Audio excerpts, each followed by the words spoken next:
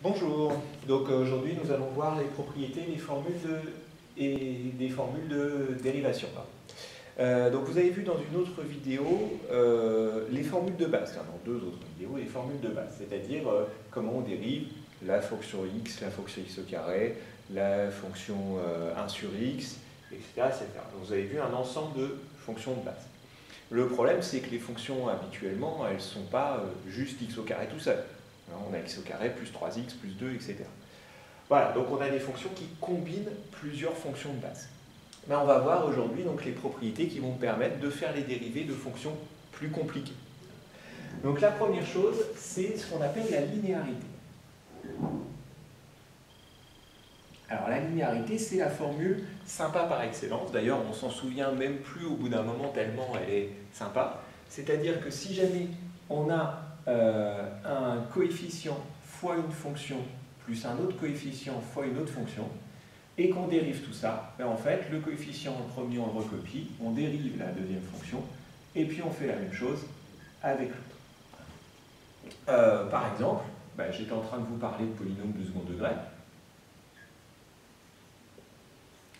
Si jamais je veux dériver 3x au carré plus 2x plus 1. Ben, je fais quoi? Je vais d'abord recopier mon 3, c'est mon alpha, il n'a pas changé. Je dérive x au carré, c'est mon f'.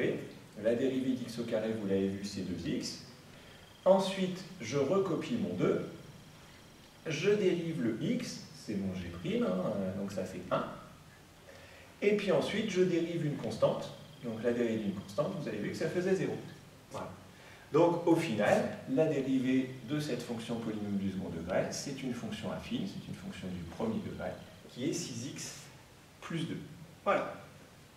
Alors en fait, on peut l'écrire sous une seule formule, et on peut aussi dire sous forme de deux formules.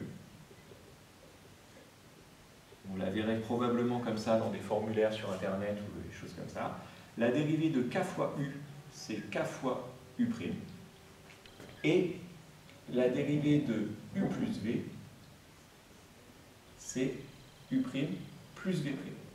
Donc en fait, si on combine ces deux formules-là, on obtient celle-là. Ce qui est sympa de se souvenir de la linéarité, c'est que vous allez retrouver cette idée-là de linéarité plus tard, quand vous ferez des primitives, ou peut-être quand vous ferez des transformés en Z, des transformés de Fourier, des choses comme ça. Il y a beaucoup de choses où on est content qu'il y ait de la linéarité.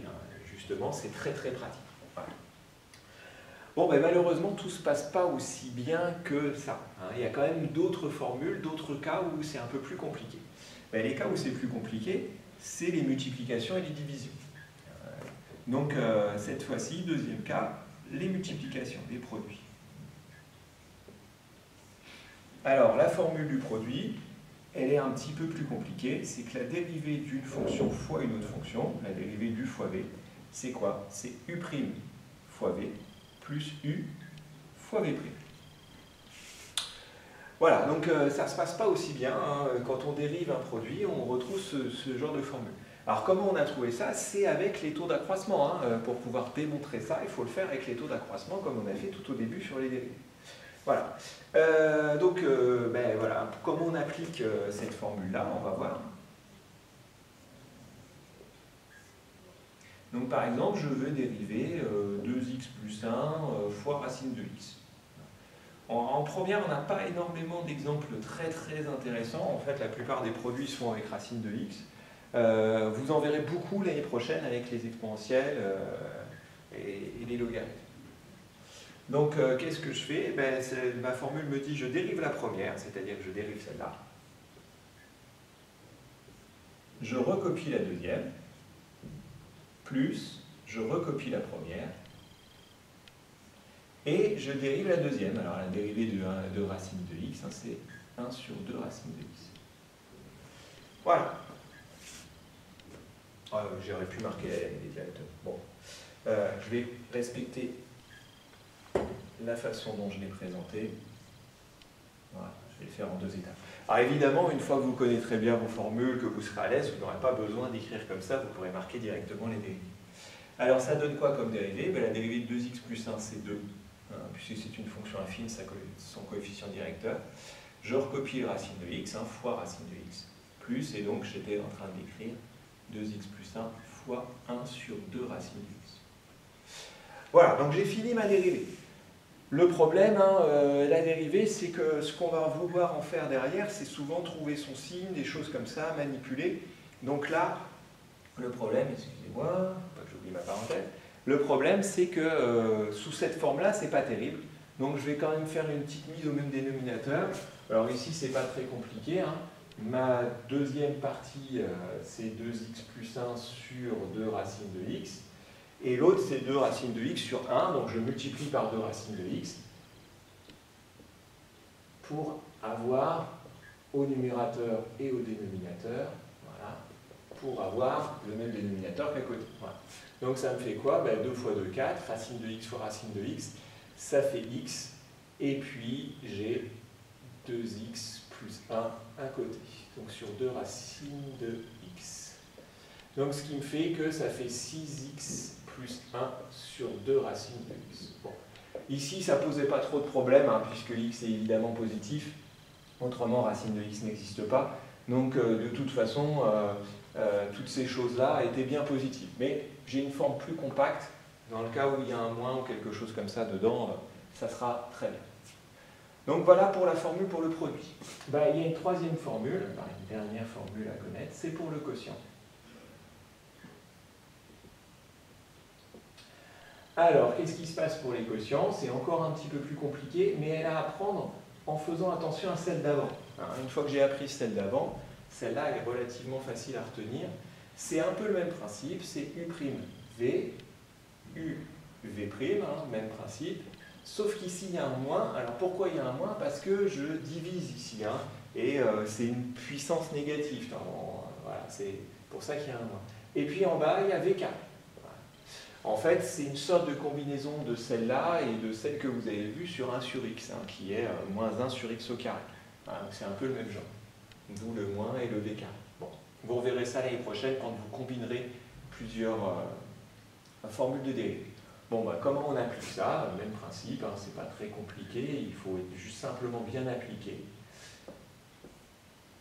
Alors, je ne sais pas, 3x moins 1 sur... allez, on va mettre quelque chose d'un peu plus... allez, 3x au carré moins 1 sur 2x plus 1. Voilà. Donc je cherche à dériver cette fonction. Donc la dérivée de 3x au carré moins 1 multiplié par 2x plus 1 moins 3x au carré moins 1 multiplié par la dérivée de 2x plus 1. Donc encore une fois, quand vous serez à l'aise, vous ne détaillerez plus votre calcul autant sur le v au carré. Alors, qu'est-ce qu'il me reste à faire? Je vois que j'ai une expression assez compliquée en haut. En bas, par contre, j'ai un carré, je n'y touche plus. Ça ne me sert à rien de le développer, ça n'a aucun intérêt. Par contre, en haut, je vais déjà calculer les dérivées, évidemment, et ensuite je vais développer parce que mon opération principale est une soustraction, et donc il y aura probablement des simplifications à faire. Donc mon dénominateur, lui, il est bien comme il est, je n'y touche plus, et je m'occupe du haut. La dérivée de 3x au carré moins 1, je recopie mon 3, je dérive mon x au carré, la dérivée de moins 1, c'est 0, donc ça, multiplié par 2x plus 1. Ensuite, même principe pour l'autre, 3x au carré moins 1, je le recopie. Et la dérivée de 2x plus 1, c'est son coefficient directeur, c'est-à-dire 2. Voilà, donc ensuite, j'ai plus qu'à développer mes deux morceaux de ma soustraction. Donc ça, c'est 6x fois 2x, ça fait 12x au carré. 6x fois plus 1, ça fait 6x. De l'autre côté, j'ai 6x au carré avec un moins.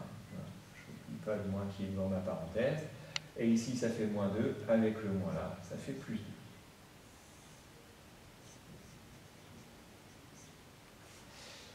Et donc, j'ai plus qu'à regrouper tout ça. J'ai 12x au carré moins 6x au carré, ça fait 6x au carré, plus 6x plus 2 sur 2x plus 1 au carré. Voilà. Alors l'avantage de cette forme-là par rapport à celle-là, hein, vous voyez bien, c'est qu'elle est déjà plus compacte, plus facile à calculer. Mon dénominateur est tout le temps positif. Donc si jamais je veux chercher le signe de ma dérivée, de ma fraction, j'ai juste besoin de connaître le signe du numérateur et connaître le signe d'un polynôme du second degré. Ça, je le fais depuis le début de l'année. Ça ne doit pas me poser de problème.